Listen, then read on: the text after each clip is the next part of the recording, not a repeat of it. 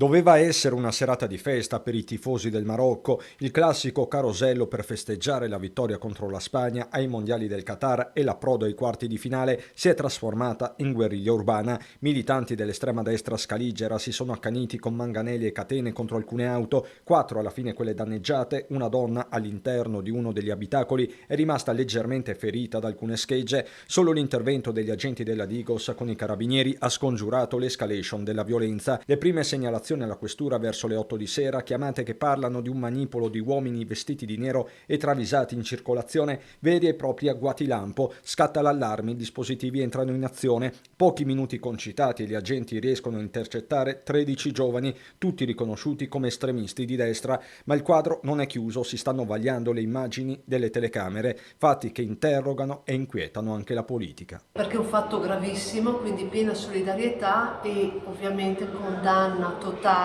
a questa frangia di estrema destra che speriamo subisca al più presto un giusto ed equo processo.